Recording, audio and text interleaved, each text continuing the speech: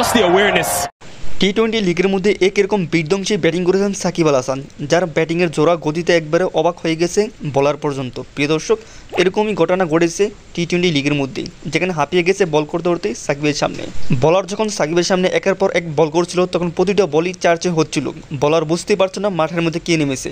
সে জানতোই না বাংলাদেশের বাঘ, বাংলাদেশের জান, বাংলাদেশের প্রাণ সাকিব আল হাসান নাম খ্যাত এই অলরাউন্ডারটি নেমেছে। আর তাই তো এই বয়সে এসেও বলারকে ছাড় দেননি সাকিব আল হাসান। একের পর এক ছয় মেরেছে, তার বিধ্বংসী ব্যাটিংয়ে একবারে তছনছ হয়ে গেছে বিপক্ষ দলের বলার পর্যন্ত। আর এরকম তুফানি ব্যাটিংয়ের পর সাকিব আল হাসানের সেই বিখ্যাত সেই শটটি মারেন, একবারে পিছন দিয়ে চার মারেন সাকিব আল হাসান। 2012 সালে এরকম একটি ছয় মেরেছিলেন বিশ্বকাপের পর। এরপর এই শটটি একবার ভাইরাল হয়ে যায়। এরপরও ছাড় দেননি বিপক্ষ দলের বলারদের। একের পর এক 4-6 মেরে যাচ্ছিলেন সাকিব, যেন আস্তে একটা টাইগার নেমেছিল সেই টি-20 সেই লিগের মাঠের মধ্যে।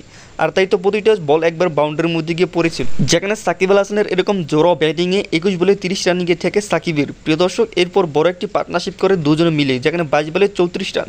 এরপর আরও একটি 6 মারেন সাকিব। প্রিয় দর্শক, তিনি যে বিশ্বসেরা অলরাউন্ডার, তিনি আবারও প্রমাণ করে দিয়েছেন বিপক্ষ দলের বলারদেরকে একবারে তুনুতুনু করে। প্রিয় দর্শক, এই চ্যানেলে যদি আপনারা নতুন থাকেন, প্লিজ এই চ্যানেলটি সাবস্ক্রাইব করে বসে থাকবেন। আমি প্রতিনিয়ত ক্রিকেটের সকল খবর এই চ্যানেলে দিয়ে থাকি। সবাই ভালো থাকবেন, সুস্থ থাকবেন।